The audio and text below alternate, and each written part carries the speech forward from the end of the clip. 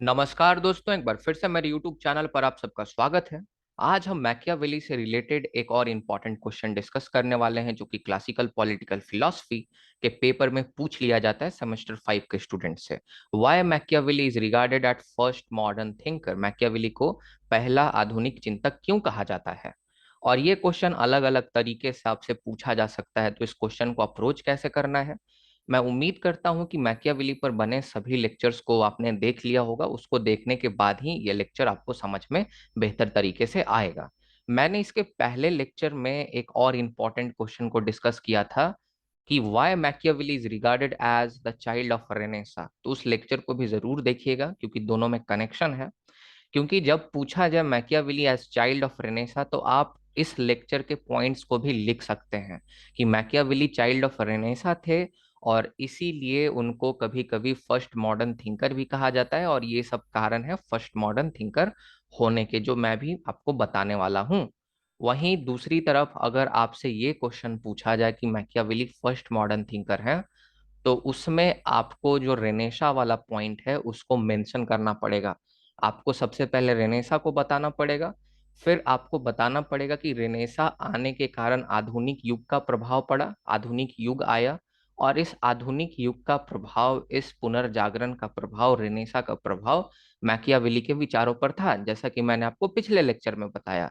तो जब मैकियावेली के मानसिक चेतना पर जब रेनेसा का प्रभाव था, आधुनिक युग का प्रभाव था, पुनर्जागरण का प्रभाव था, तो मैकियावेली आम बात है कि एक फर्स्ट मॉडर्न थिंकर रहे होंगे।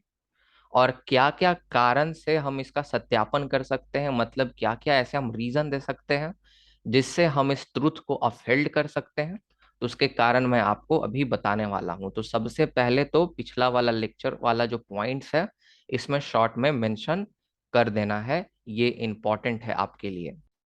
तो अब कारणों पर आ जाते हैं। तो कारण में सबसे पहला कारण है कि मैकियावेली पहले ऐसे चिंतक थे जिन्होंने रियल पॉलिटिक का बात किया।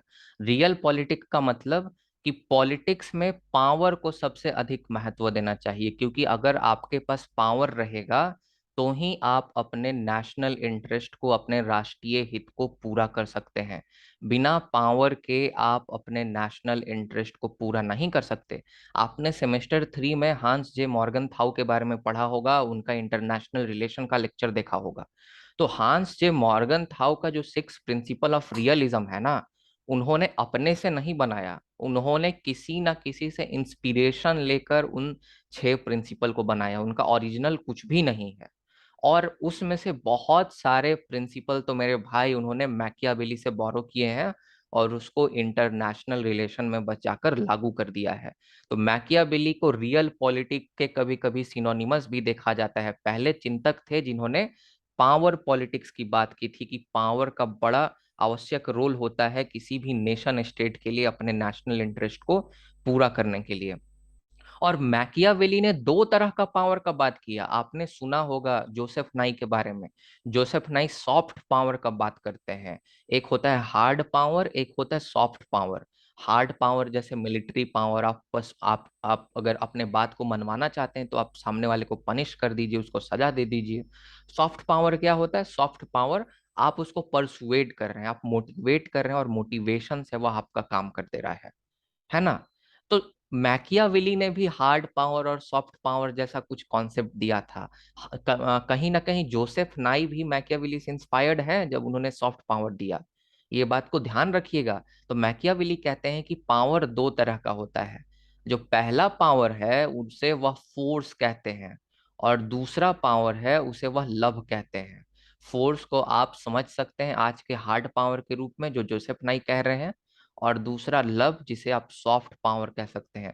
फोर्स होता है आपका कोअर्जन से, आप कोहर्स करते हैं, सामने वाले को दबाते हैं, मारते हैं, पीटते हैं और उससे अपना काम करवाते हैं, उससे अपनी बात मनवाते हैं। लेकिन लव से सामने वाले को आप परसुएट कर देते हैं, आप उसका दिल जीत जाते हैं और आपका वह काम कर देता है आपके प्रभाव में आकर। आप अपना प्रभाव उस पर बना लेते हैं अपने परसुएसिव पावर से।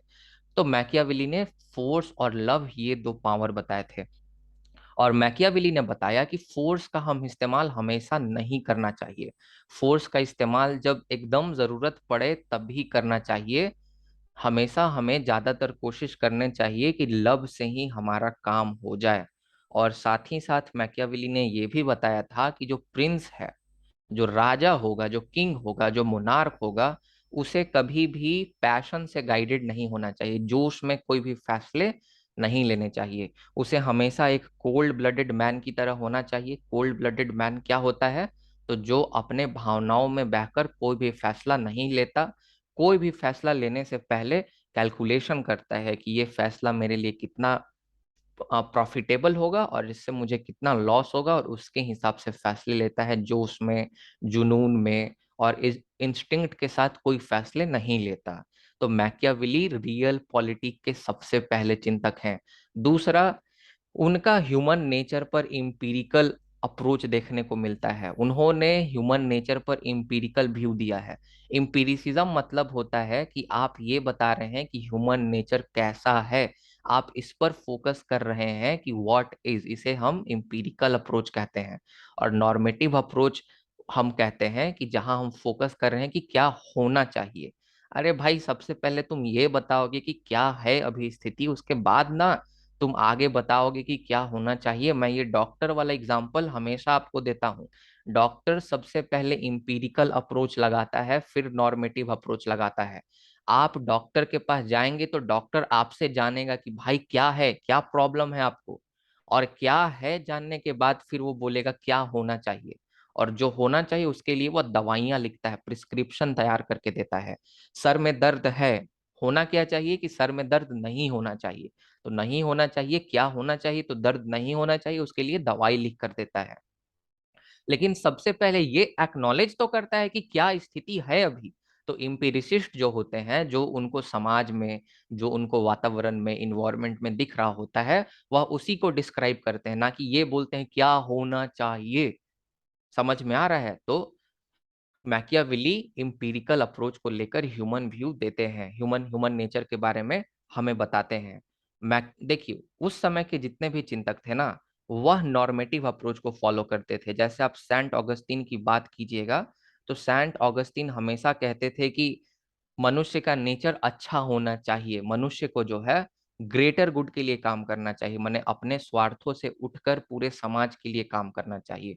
और जो अपने स्वार्थों से उठकर पूरे समाज के लिए भगवान के विल से, मतलब भगवान की मर्जी से काम नहीं करता, उसे पाप होता है, उस वह सिंफुल एक्टिविटी है, बाद में नर्क में जाएगा, ये वो बहुत सारा बात वहां पर किया जाता था। पर मैकियावेली ने सबसे पहले बार एम्पिरिकल रियलिटी को एक्सेप्ट किया। उन्होंने कहा कि ह्यूमन बींग्स के लिए, ह्यूमन बिहेवियर के लिए नेचुरल है कि वह सेल्फ सेंटर्ड हो, अपने बारे में सोचे, और इसमें कोई पाप वाप का मैटर नहीं है। इसीलिए उन्होंने कहा कि ह्यूमन नेचर जो है अनग्रेटफुल होता है, डिसीटफुल होता है, कावर्ड होता है, फिकल माइंडेड होता है, एब्रोसियस होता है। मतलब ह्यूमन नेचर अपने स्वार्थ से रिलेटेड होता है। ह्यूमन बींग्स अपने स्वार्थ के लिए ज्यादा सोचते हैं, ना कि समाज के लिए अपने स्वार्थों से उठकर वह ज्यादा नहीं सोचते हैं। और ये ठीक बात है, जैसा ह्यूमन नेचर है, क्योंकि ह्यूमन नेचर अपने स्वार्थ के बारे में सोचेगा तब तो वह सरवाइव कर पाएगा। क्योंकि यहाँ पे सर्वाइवल के लिए भी धरती पर बड़ी समस्याएं होती हैं मेरे भाई। तो ठीक है, पहले तो अपना स्वार्थ को पूरा करेगा तब तो समाज को देखेगा। तो ये रियलिटी को इन्होंने एक्सेप्ट किया, तो इम्पीरिकल अप्रोच दिया ह्यूमन नेचर पर। लेक्चर 1 में मैंने डिटेल में बताया है। मैकियावेली जो है ना, इन्हें प्रिकर्सर ऑफ नेशनलिज्म कहा जाता है। आज राष्ट्रवाद के बड़ा चर्चे हैं, आज राष्ट्रद्रोही, राष्ट्रवाद, इसी के चर्चे होते हैं। पर राष्ट्रवाद का मतलब क्या है? राष्ट्रवाद जो है वह एक फीलिंग है। वह क्या है? तो एक इमोशन है। राष्ट्रवाद ऐसा फीलिंग है जिसमें जितने भी लोग एक समाज में रहते हैं, वह आपस में कनेक्टेड फील करते हैं, आपस में एक बॉन्ड फील करते हैं, किसी एक कॉमन बेसिस के आधार पर, जाति के आधार पर, धर्म के आधार पर, एक कॉमन इतिहास के आधार पर। तो ये नेशनलिज्म का जो भावना है, आपको सेमेस्टर 6 में पढ़ना है। मैंने जब टैगोर को पढ़ाया है सेमेस्टर 6 में, तो वहां पे मैंने नेशनलिज्म को बहुत अच्छे तरह से डिस्कस किया है। तो पहले क्या होता था ना, पहले मर्सिनरी आर्मी का कॉन्सेप्ट हुआ था। मतलब भाड़े पर जैसे टट्टू लाए जाते हैं ना, भाड़े पर टट्टू तो मैं नहीं बोलूंगा, भाड़े पर जो आर्मी लाया जाता था ना, भाड़े पर आर्मी लाया जाता था, युद्ध खत्म होता था, आर्मी फिर अपने अपने काम करती थी। तो भाड़े पर जो आर्मी आएगा वह लॉयल होगा, वह अपने देश के प्रति ईमानदार नहीं होगा, और जो देश की जनता है उससे कनेक्ट नहीं कर पाएगी। लेकिन मैकियावेली ऐसे पहले चिंतक हैं जिन्होंने कहा कि ये जो मर्सिनरी आर्मी और सोल्जर वाला जो धंधा पानी चला रहे हो ना, इसको बंद करो, परमानेंट आर्मी रिक्रूट करो तुम सब। तो परमानेंट आर्मी का रिक्रूटमेंट किया मैकियावेली ने, ऐसा कहा, और बाद में लोगों ने करना शुरू किया, उससे नेशनलिज्म डेवलप हुआ। आर्मी जो है एक सिंबल है नेशनलिज्म का, एकता का एक सिंबल है। उसे देखते हैं तो कॉमननेस आता है कि अरे ये इंडियन आर्मी है, सब इंडियंस के लिए है इंडियन आर्मी। समझ रहे हैं बात को? तो नेशनलिज्म की भावना यहाँ से भी आती है। फिर मैकियावेली मोनार्क की बात करते हैं। इटली में कहते हैं कि अगर इटली को अगर यूनिफाई करना है तो एक मोनार्क का शासन होना चाहिए, प्रिंस का शासन होना चाहिए। ये सब हम पहले वाले लेक्चर में बता चुके हैं। तो अगर आप पहले का लेक्चर नहीं देखे हैं तो ये लेक्चर सही से समझ में नहीं आएगा, लगेगा कि कहाँ कहाँ से पॉइंट निकल के आ रहा है। लेकिन हम आपको कॉन्सेप्ट से चीजों को लिंक करके पढ़ाते हैं, तो पहले वाला लेक्चर देखिए, तभी समझ में आएगा। तो मोनार्क जो है, प्रिंस जो है, उसको शासन करना चाहिए इटली पर। अब एक मोनार्क का शासन से नेशनलिज्म कैसे डेवलप होगा? तो फिर से कॉमननेस का फीलिंग आएगा ना, आपस में कॉमननेस आएगा कि भाई हमारा राजा एक ही है, और आपस में लोग संबंध फील करेंगे कि हम एक ही राजा के अंतर तो रहते हैं, और उससे नेशनलिज्म आएगा। जैसे अशोक पहले राजा थे, तो अशोका के अंडर जितने भी जनता थे उनके अंदर नेशनलिज्म की भावना होती होगी ना, कि अरे हमें तो एक ही राजा रूल कर रहा है। उस समय वैसे कोई नेशनलिज्म का कॉन्सेप्ट नहीं था, माना तो ऐसा ही जाता है। अब मुझे अपने प्राचीन इतिहास का उतना ज्यादा ज्ञान नहीं है, जितना मैं यूपीएससी के लिए पढ़ा हूँ उसके हिसाब से नेशनलिज्म का कॉन्सेप्ट वेस्ट से आया है, ये पश्चिम से कॉन्सेप्ट आया है। तो इसीलिए मैकियावेली को जो है नेशनलिज्म का फादर भी कहा जाता है या प्रिकर्सर कहा जाता है। तो नेशनलिज्म मॉडर्न थिंग है ना, आधुनिक एक भावना है, एक विचार है, विचारधारा है, आइडियोलॉजी, आधुनिक आइडियोलॉजी है, विचारधारा है। फिर इम्पीरिकल अप्रोच आधुनिक विचारधारा है, रियल पॉलिटिक आधुनिक विचारधारा है। तो हुए ना पहले आधुनिक चिंतक, जिन्होंने सब आधुनिक चीजों के बारे में हमें बताया। फिर मैकियावेली ड्यूअल मोरालिटी की बात करते हैं, और ये ड्यूअल मोरालिटी की बात यहीं से कॉपी पेस्ट करते हैं इंटरनेशनल रिलेशन में, हांस जे मॉर्गन था। कहते हैं कि जो नैतिकता है, आम आदमी की नैतिकता क्या होती है? आम आदमी की नैतिकता होती है कि सच बोले, दूसरों का रिस्पेक्ट करे, यही आम आदमी की नैतिकता होती है। इंटीग्रिटी, है ना, झूठ ना बोले, यही आम आदमी की नैतिकता होती है। लेकिन मैकियावेली कहते हैं कि एक राजा, एक जो प्रिंस होगा, जो एक शासक होगा, जो रूलर होगा, उसे ड्यूअल मोरालिटी फॉलो करना चाहिए। वह अपने पर्सनल जब लाइफ में रहेगा तो वह एक आम आदमी की तरह रहेगा, सच बोलेगा, झूठ नहीं बोलेगा, है ना, ये सब चीजें करेगा, जो मोरालिटी, नैतिकता, बड़ों की इज्जत करेगा। लेकिन जब वह राज को चला रहा है, जब वह पूरे स्टेट को शासन कर रहा है, तो उसके लिए सबसे महत्वपूर्ण है नेशनल इंटरेस्ट, वही उसकी नैतिकता है। National interest is most important, राष्ट्रीय हित जो है राजा के लिए सबसे महत्वपूर्ण है। तो राष्ट्रीय हित को अगर पूरा करने के लिए उसको झूठ भी बोलना पड़े तो वह झूठ जायज है। राष्ट्रीय हित को पूरा करने के लिए अगर उसको बड़ों का तिरस्कार करना पड़े तो वह जायज है। तो डुअल मोरालिटी का कॉन्सेप्ट आता है कि राजा का जो मोरालिटी है आम लोगों के मोरालिटी से अलग होता है ना। तो राजा चाहेगा, तो राजा जब अपने राज्य के लिए काम कर रहा है, नेशनल इंटरेस्ट को पूरा करने के लिए झूठ भी बोल सकता है, मर्डर भी कर सकता है, जो मन है वो कर सकता है। अगर वह नेशनल इंटरेस्ट के लिए काम कर रहा है तो सब जायज है। एंड जस्टिफाई द मीन्स, ये कॉन्सेप्ट जो है देते हैं, और इसको मैंने मोरालिटी वाले लेक्चर में अच्छे से बताया है। फिर मैकियावेली पहले ऐसे चिंतक होते हैं जिन्होंने सेक्युलरिज्म का बात किया कि भाई सबको, पहले तो राज्य को जो है वह धर्म से अलग होना चाहिए। पहले क्या होता था कि जो रिलीजन था वह डिक्टेट करता था, स्टेट को, राजा को डिक्टेट करता था। जैसे जैसे प्रीस्ट बोलता था, पोप बोलते थे, वैसे वैसे राजा काम करता था। तो सबसे पहले ये कहा कि देखिए, राज्य पर रिलीजन का इतना ज्यादा प्रभाव नहीं होना चाहिए, राज्य और रिलीजन के बीच में सेपरेशन होना चाहिए। दूसरा, जितने भी लोग एक राज्य में रह रहे हैं उनको अपना अपना पंथ चुनने की जो है स्वतंत्रता होनी चाहिए, उनको right to freedom of religion होना चाहिए, फ्रीडम ऑफ रिलीजन होना चाहिए उन्हें। और यहाँ मैं पंथ इसलिए बोल रहा हूँ क्योंकि मैकियावेली के टाइम में और कोई धर्म तो था नहीं, यूरोप में क्रिश्चियनिटी ही थी। तो क्रिश्चियनिटी के अलग अलग पंथ होते हैं, सेक्ट होते हैं, जैसे प्रोटेस्टेंट हो गए, प्रोटेस्टेंट में भी कैल्विनिस्ट होते हैं, लूथरन होते हैं, फिर इधर कैथोलिक हो गए, कैथोलिक में भी अलग अलग आपका पंथ बट गया है। तो जो भी सेक्ट चुनना चाहिए उसको वह प्रोफेस कर सकता है, कोई भी रिलीजन को, ये बात कहा गया। उसके बाद यूटिलिटेरियन अप्रोच लिया, कहा कि देखो रिलीजन जो है उससे जो है राज्य दूर रहे, रिलीजन जो है वह राज्य पर प्रभाव ना बनाए, पर राज्य धर्म का इस्तेमाल कर सकता है शासन करने में। धर्म का इस्तेमाल कैसे कर सकता है? डिसिप्लिन क्रिएट करने के लिए।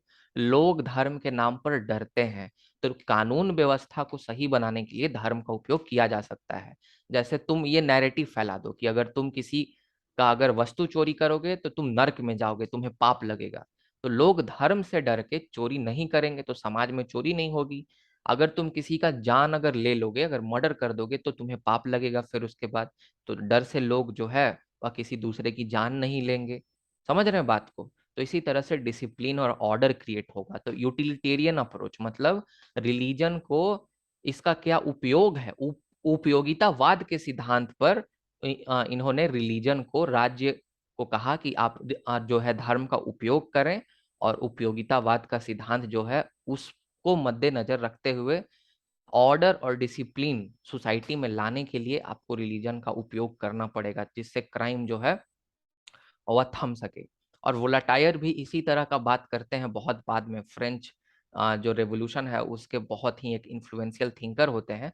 कहते हैं कि if there is no religion there is need to invent religion. अगर कोई धर्म नहीं है तो आवश्यकता है कि आप धर्म का आविष्कार करें, क्योंकि धर्म के आविष्कार से जो है वह लोग डिसिप्लिन रहते हैं। और आज भी लगता है वोलाटायर के बात पर ही आज के राजनेता काम करते हैं कि अगर धर्म के नाम पर अगर लोग मोबिलाइज नहीं होते हैं, मारकाट नहीं करते हैं, तो इन्वेंट करने की जरूरत है, आविष्कार करने की जरूरत है।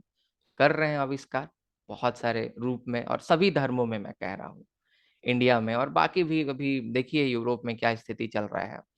तो ये स्थिति है कुछ कुछ यूरोपियन कंट्रीज में भी, पर काफी बेहतर स्थिति है भारत के मुकाबले। तो बहुत बहुत धन्यवाद। यही आपको आंसर लिखना है। आंसर राइटिंग के लिए जो नोट्स हैं 150 रुपीज में अवेलेबल हैं। आप मेरे वेबसाइट पर जा सकते हैं, या 7061064881 ये नंबर पे व्हाट्सअप कर सकते हैं। 150 रुपी पे करने पर मैं आपको क्लासिकल पॉलिटिकल फिलोसफी के जितने भी नोट्स हैं यूपीएससी तक काम आएंगे, मैं सभी आपको सेंड कर दूंगा। बहुत बहुत धन्यवाद।